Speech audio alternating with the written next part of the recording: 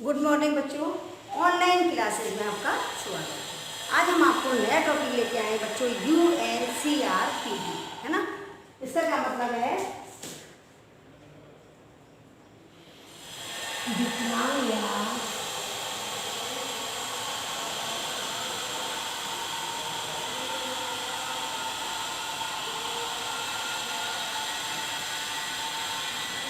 अक्षम व्यक्तियों के अधिकारों पर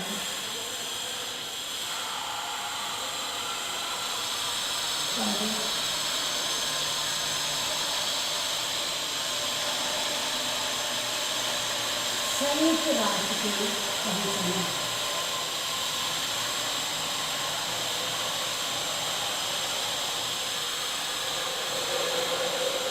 ये है हमारा टॉपिक, ठीक है। विकलांग या अक्षम व्यक्तियों के अधिकारों पर संयुक्त राष्ट्र अधिसंधि, जो शॉर्ट में मैंने लिखा है UNCRPD, अर्थात क्या है इसका मतलब? United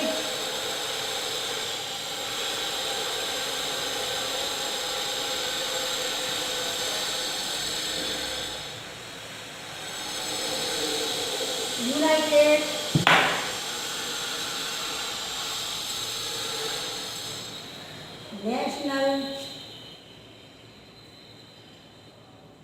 convention on the rights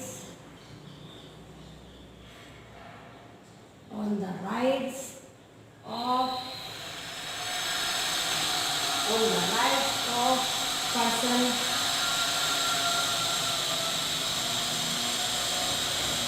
with disability,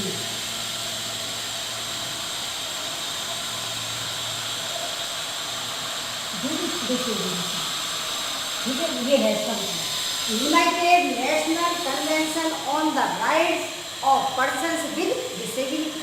तो ये क्या है? एक प्रकार का दस्तावेज है, UNCRPD। अब इसमें क्या है बच्चों? ये क्यों लाया गया इसको? ये विकलांग जनों के, ये जो हमारा है UNCRPD, ये विकलांग जनों के मानव अधिकारों से संबंधित एक अंतर्राष्ट्रीय संधि है ना। तो इसकी भी आवश्यकता पड़ेगी, इसको भी इसमें लाया जाए। तो इसमें क्या है? भारत ने UNCRPD को 1 अक्टूबर 2007 को, यानी 1 अक्टूबर 2007 को रेटिफाई किया, यानी 1 अक्टूबर 2007 को रेटिफाई किया था।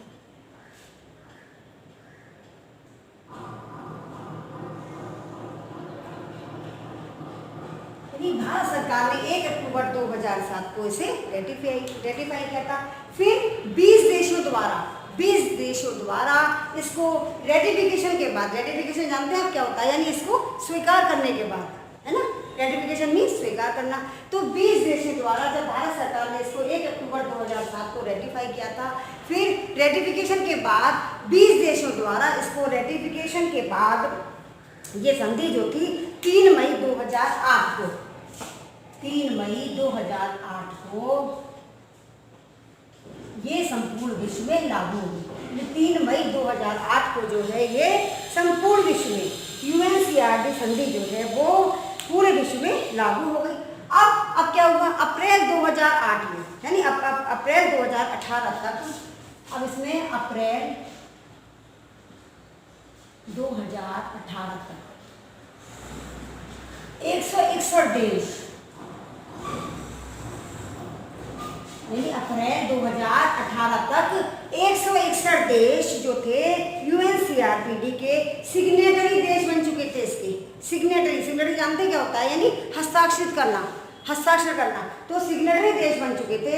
और उसके बाद अब हम फिर ये जो है विकलांग जनों के मानव अधिकारों से संबंधित जो ये दस्तावेज थे हमारे, इसको एक अति महत्वपूर्ण संधि के रूप में ये कार्य कर रहे हैं, है ना। इसके अंतर्गत क्या होता है बच्चों?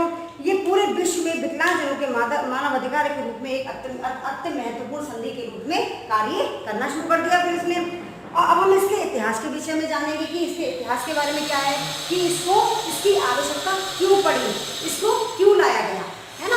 तो इसमें क्या था बच्चों, यूएनसीआरपीडी जैसे किसी अंतर्राष्ट्रीय संधि के लिए, किसी अंतर्राष्ट्रीय संधि के लिए चर्चा इसी दौरान आरंभ हुई कि विकलांगजनों के साथ, जो हमारे विकलांग व्यक्ति हैं, विकलांगजनों के साथ होने वाले जो भेदभाव हैं, जो विकलांगजनों के साथ हमारे भेदभाव होते हैं, तो विकलांगजनों के साथ होने वाले भेदभावों को मिटाने के लिए एक अंतर्राष्ट्रीय संधि बनाई जानी चाहिए, है ना।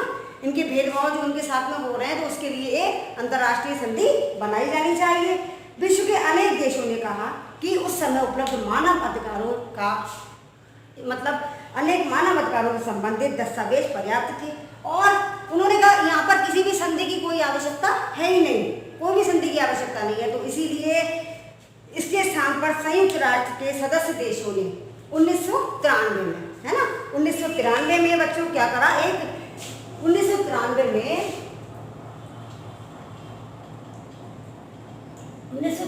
एक बना था स्टैंडर्ड रोल, है ना, standard role of the on the equalisation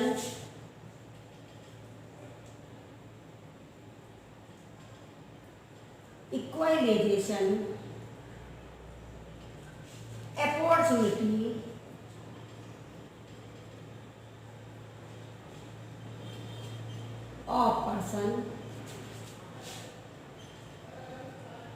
of person with disability।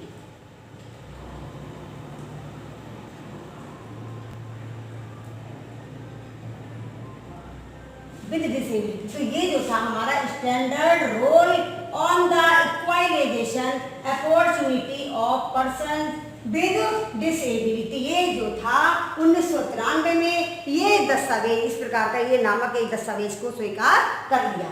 लेकिन फिर ये कहा गया कि इसकी कोई आवश्यकता नहीं है, यानी ये नॉन कंपल्सरी था, अर्थात इसमें लिखी बातों को मानने के लिए सरकारें बाध्य नहीं थी, इसमें लिखी बातों के लिए मानने को सरकारें बाध्य नहीं थी। सन 2000 में विकलांगजनों का, अब क्या है, सन 2000 में विकलांगजनों के मानव अधिकारों से संबंधित, विकलांगजनों के में जो काम करने वाली विश्व की 5 बड़ी गैर सरकारी संस्थाओं ने सरकारों से अपील की और कि वह विकलांगजनों के मानव अधिकारों को सुनिश्चित करने के लिए एक अंतर्राष्ट्रीय संधि को बनाया जाए, एक अंतर्राष्ट्रीय संधि को संयुक्त राष्ट्र महासभा से पास कराएं। आखिरकार 2001 में मैक्सिको द्वारा इस संधि को प्रस्ताव मिल गया, यानी मैक्सिको द्वारा प्रस्ताव रखे जाने पर संयुक्त राष्ट्र महासभा ने इस तरह की अंतर्राष्ट्रीय संधि को पूरे विश्व में लागू कर दिया और इसको व्यापक संधि का प्रारूप बनाने के लिए एक कमेटी का गठन किया, है ना, कि इसको बड़ा रूप इसको कैसे दिया जाए। तो बच्चों ये हमारा इसके बारे में हो गया। अब हम आपको इसके अभिसमय बताते हैं कि इसके अभिसमयों के बारे में क्या है। अब बच्चों हमारा जो ये हो गया, अब हम इसमें बताते हैं आपके लिए कि इसके जो अभिसमय हैं, है ना, उनके बारे में बताते हैं। ये आपने नोट कर लिया होगा, है ना। अब अभिसमयों के बारे में सुनिए आप लोग।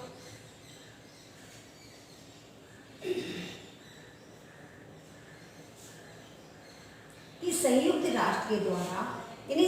राष्ट्र द्वारा जो हमारे विकलांग व्यक्तियों के लिए जो प्रस्तुत प्रमुख अभिसमय हैं, विकलांग व्यक्तियों के द्वारा जो अभिसमय हैं, उनका वर्णन हम निम्नलिखित रूप से कर सकते हैं। जैसे कि विकलांग व्यक्तियों को समान अधिकार प्रदान करना, है ना, पहला आता है हमारा, जो अब मैं आपको अभिसमय कराऊंगा। अभिसमय, अब आप इनके पॉइंट लिखते जाइएगा। तो पहला है हमारा समान अधिकार प्रदान करना।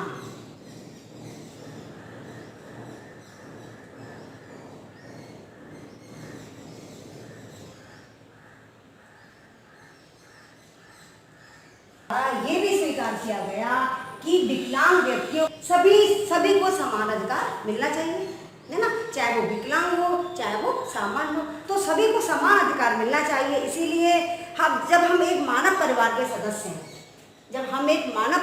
सदस्य हैं, तो उसमें क्या है, हमारे अधिकारों में भी विकलांगता के आधार पर कोई भिन्नता नहीं होगी। विकलांग हो चाहे वो सामान्य हो, तो सभी को समान अधिकार मिलना चाहिए। इसीलिए जब हम एक मानव परिवार के सदस्य हैं, जब हम एक मानव परिवार के सदस्य हैं तो उसमें क्या है, हमारे अधिकारों में भी विकलांगता के आधार पर कोई भिन्नता नहीं होगी, क्योंकि विकलांग व्यक्तियों को भी सामान्य लोगों की भांति ही अधिकार होना चाहिए। ठीक है ना, तो इसीलिए उनको भी समान अधिकार प्रदान किए गए हैं कि विकलांगता के आधार पर कोई भिन्नता नहीं होगी, जिससे विकलांग अधिकारियों को, जो विकलांग बच्चे हैं उनको भी समान अधिकार प्रदान किए जाएं। ठीक है, ये हमारा हो गया पहला। दूसरा हमारा आता है हीन भावना से मुक्ति दिलाना। ये बच्चों आप नोट करते जाइएगा।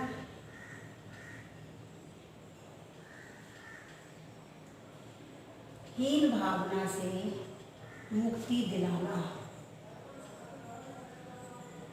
हीन भावना से मुक्ति दिलाना, क्योंकि सभी के साथ एक सा व्यवहार होना चाहिए, किसी के साथ में किसी प्रकार का कोई भेदभाव नहीं होना चाहिए विकलांगजनों के साथ। तो संयुक्त राष्ट्र संघ द्वारा ये भी स्वीकार किया गया, संयुक्त राष्ट्र संघ के द्वारा ये भी स्वीकार किया गया कि सभी को ये कि मानव अधिकारों एवं अंतर्राष्ट्रीय अभिसमयों के दौरान, है ना, अंतर्राष्ट्रीय अभिसमयों के दौरान किसी भी व्यक्ति के अधिकारों के साथ कोई भी किसी प्रकार का भेदभाव नहीं किया जाएगा, जिससे किसी के अंदर हीन भावना का विकास ना हो। और इनके लिए जब भेदभाव नहीं किया जाए, क्योंकि सभी व्यक्तियों को समान रूप से अपने अधिकारों का उपयोग करना आवश्यक है। ठीक है, अब हमारा अगला आता है वैश्विक स्तर पर ध्यान देना।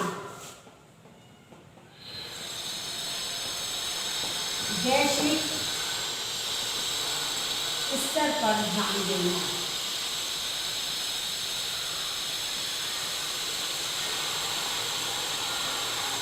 संयुक्त राष्ट्र संघ के द्वारा ये भी देखा गया कि विकलांगजनों को भी वैश्विक स्तर पर उनका ध्यान दिया जाए, कि विकलांग व्यक्तियों की जो आवश्यकता का वैश्विक स्तर है, उनके द्वारा अधिकारों के उपयोग को वचनबद्धता को बिना किसी भेदभाव के स्वीकार किया जाए, जिससे इनके साथ वैश्विक स्तर पर इनका ध्यान रखा जाए। ठीक है ना, अब हमारा अगला पॉइंट आता है अधिकारों को सुरक्षा प्रदान करना।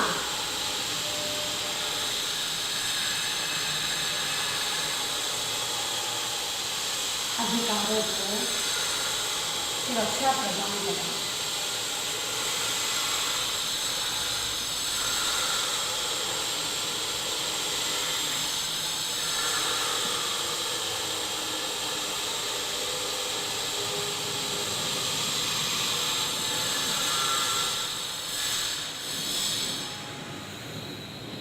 अधिकारों को सुरक्षा प्रदान करना।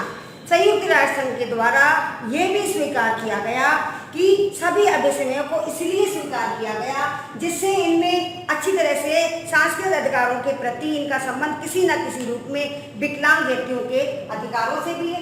इसीलिए इन अभिसमयों में के आधार पर विकलांग व्यक्तियों के अधिकारों को सुरक्षित बनाया जा सकता है।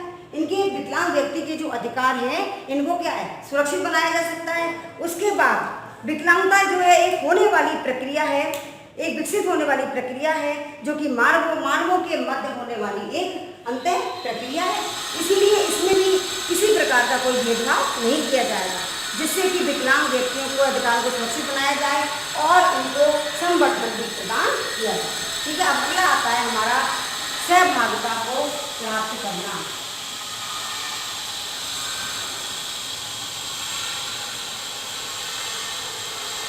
सहभागिता को प्राप्त करना।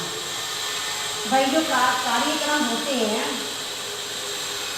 जो कल्चरल प्रोग्राम वगैरह होते हैं, भाई जो स्कूलों में कॉलेज में जो कल्चरल प्रोग्राम वगैरह होते हैं, तो उसमें भी क्या है कि विकलांग व्यक्तियों की भी सहभागिता को प्राप्त किया जाए, क्योंकि भाई उनका भी मन करता है कि भाई हाँ हम भी अपना सामान्य बच्चों की तरह हम भी कोई ना कोई किसी कार्यक्रम में भाग लें।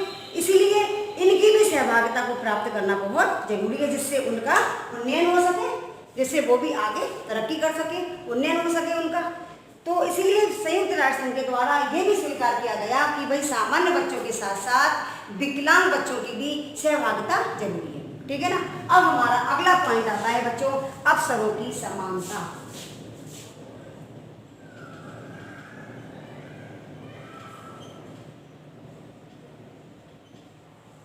अवसरों की समानता। अवसरों की समानता। तो संयुक्त राष्ट्र संघ के द्वारा ये भी निश्चित किया गया, संयुक्त राष्ट्र संघ के द्वारा ये भी तय किया गया भाई कि विकलांग व्यक्तियों के विकास के लिए विभिन्न प्रकार के उपाय, सिद्धांतों और दिशा निर्देशों की आवश्यकता है। विभिन्न प्रकार के उपाय हैं, हमारे दिशा निर्देश हैं, इन सभी की आवश्यकता है। इसीलिए इसके साथ नियमों के निर्धारण की भी आवश्यकता है, जिसमें कि विकलांग व्यक्तियों के अवसरों की समानता हो, है ना, विकलांग व्यक्तियों के अवसरों की समानता हो और उनका भी उन्नयन हो सके। ठीक है ना, ये हो गया हमारा अवसरों की समानता। अब अगला पॉइंट हमारा आता है बच्चों,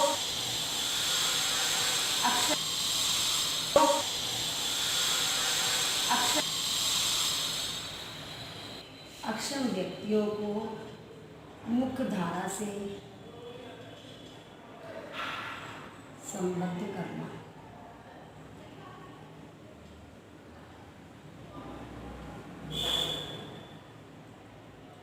भाई संयुक्त राष्ट्र संघ के द्वारा अक्षम व्यक्तियों को भी मुख्य धारा से संबद्ध करना भी एक निश्चित किया गया कि अक्षम व्यक्तियों को मुख्य धारा से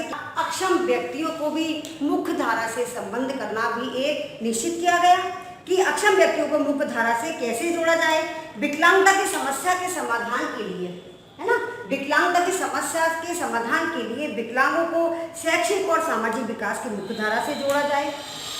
और उनको विकास की मुख्य धारा से हम जब जोड़ते हैं जब हम राष्ट्रीय और अंतर्राष्ट्रीय स्तर पर पोषणीयता विकास को इनकी अवधारणा को हम पुष्ट करते हैं। इसलिए अक्षम व्यक्तियों को भी उनकी मुख्य धारा से जोड़ा जाए, जिससे वो समाज में पीछे ना रह सके और सामान्य व्यक्तियों की भांति भी वो अपने अपने अधिकार प्राप्त कर सके। इसलिए उनको भी उनकी मुख्य धारा से जोड़ना जरूरी है। अब हमारा अगला पॉइंट आता है सुविधाएं उपलब्ध करना।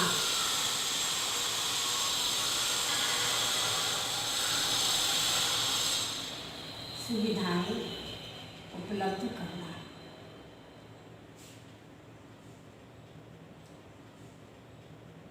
अब भाई अक्षम और विकलांग व्यक्तियों को जिस प्रकार की यदि उनको कोई ज़्यादा बीमारी है, विकलांग वो ज़्यादा है कि उनको क्या क्या चीज़ की समस्या है भाई, तो इसमें ये भी स्वीकार किया गया, संयुक्त राष्ट्र संघ के द्वारा ये भी तय किया गया कि भाई विकलांग व्यक्तियों की सुविधाओं का ध्यान किस प्रकार रखा जाए, है ना। अब जैसे सामान्य व्यक्ति तो अपना काम अच्छी तरह से कर सकता है, लेकिन विकलांगजनों को जो है वो हर प्रकार की परेशानी होती है भाई, तो इसलिए उनकी सुविधाओं को ध्यान में रखते हुए संयुक्त राष्ट्र संघ द्वारा ये भी स्वीकार किया गया कि विकलांग व्यक्तियों की जरूरतों का ध्यान रखते हुए कि इनको किस किस चीज़ की जरूरत है, जैसे कोई श्रवण बाधित है ना, अस्थि बाधित है, तो इनके लिए किस चीज़ की प्रॉब्लम है, तो उनके लिए भी सारी सुविधाएं प्रदान की जाए, जैसे कि चश्मा वगैरह है भाई, श्रवण यंत्र है, रिक्शा है, तो इस तरह की सुविधाएं जो है इनको दी जाए। कि विविधता को स्वीकार किया गया कि विभिन्न प्रकार की जो विविधता होती है, हमारी श्रवण बाधित है, अस्थि बाधित है और दृष्टि बाधित है, वाणी बाधित है, जो इस प्रकार की विकलांगताएं हैं, तो इस आधार पर, है ना, इस आधार पर प्रत्येक व्यक्ति की सुविधाएं उपलब्ध कराना प्रत्येक नागरिक का, विकलांग व्यक्तियों को हर प्रकार की सुविधाएं उपलब्ध कराना प्रत्येक नागरिक का और सरकार का कर्तव्य है। भाई उनको क्या क्या चीज़ की आवश्यकता है, जैसे श्रवण यंत्र है बच्चों, रिक्शा है, बैसाखी है, चश्मा है, ये सभी चीज़ें विकलांग व्यक्तियों को प्रदान की जाए, जिससे वो समाज की मुख्य धारा से भी जुड़ सके, है ना। अब हमारा अगला आता है बच्चों मानवीय अधिकार उपलब्ध कराना।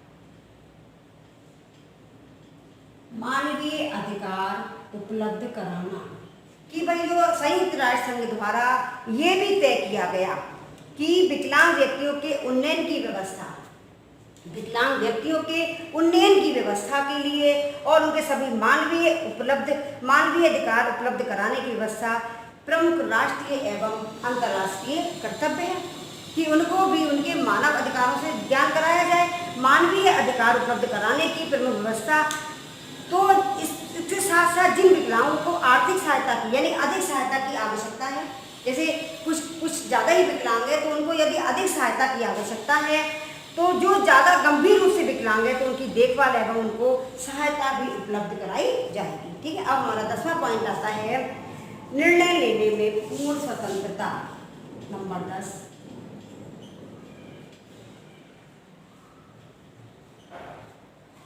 निर्णय लेने में पूर्ण स्वतंत्रता।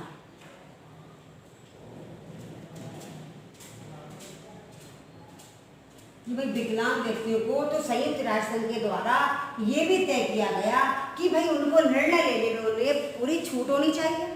जैसे क्या विकलांग व्यक्ति होते हैं वो अपने आप के अंदर हीन भावना ले आते हैं कि हम भाई कुछ कर नहीं सकते, ना किसी सामाजिक कार्यक्रम में भाग लेते हैं, तो वो सोचते हैं तो वो चुपचाप क्लास में बैठे रहते हैं जैसे। तो इसलिए क्या उनको भी स्वतंत्र छोड़ दिया जाए जिससे वो अपने निर्णय स्वयं ले सके। इसलिए उनके बारे में भी ये बताया गया है कि उन्हें भी पूर्ण स्वतंत्रता और स्वायत्तता प्रदान करनी चाहिए, है ना। अर्थात विकलांग व्यक्तियों को जीवन संबंधी निर्णय लेने में पूर्ण स्वतंत्रता होनी चाहिए जिससे उनकी क्षमताएं और रुचियां हैं जो वो सामने प्रकट हो सके, है ना। कि जो उनके अंदर क्षमता है, उनका कौशल है, जो हमारा स्किल है, जो उनका, तो वो क्या है सबके सामने प्रदर्शित हो। इसलिए उनको भी विकलांगजनों को भी निर्णय लेने में पूर्ण स्वतंत्रता या स्वायत्तता होनी चाहिए, ठीक है ना। अब बच्चों इससे हमें क्या समझ में आया कि ये जो होते हैं सामान्य अधिकार है, तो संयुक्त राष्ट्र संघ ने विकलांग व्यक्तियों को जो अभिसमय प्रदान किए हैं, विकलांग व्यक्तियों को जो निर्धारित अभिसमय प्रत्येक स्थिति में उनके सर्वांगीण विकास के मार्ग को प्रशस्त करता है। जो हमारे ये UNCERT है ये, तो जो ये सभी अभिसमयों को जो विकलांग व्यक्तियों को दिए गए हैं, इनको क्या ये सर्वांगीण विकास के मार्ग को प्रशस्त करता है। इन अभिसमयों के पालन करने के लिए विभिन्न प्रकार के उपायों का ध्यान रखते हुए विभिन्न प्रकार के उपायों का वर्णन भी संयुक्त राष्ट्र संघ द्वारा विविध अनुच्छेदों के माध्यम से किया गया है ना, जिससे कि इन विकलांग व्यक्तियों को भी सामाजिक विकास और राष्ट्रीय विकास के लिए उपयोगी समझा जाएगा और इनके सर्वांगीण विकास के लिए। और ये विकलांग व्यक्ति जो है आत्मसम्मान के साथ इन अभिसमयों को प्रदान करके विकलांग व्यक्ति भी आत्मसम्मान के साथ अपना जीवन व्यतीत कर सकता है, ठीक है। आज का टॉपिक बच्चों हमारे यही खत्म हुआ। हम अगली बार नया टॉपिक लेके आएंगे। थैंक यू बच्चों।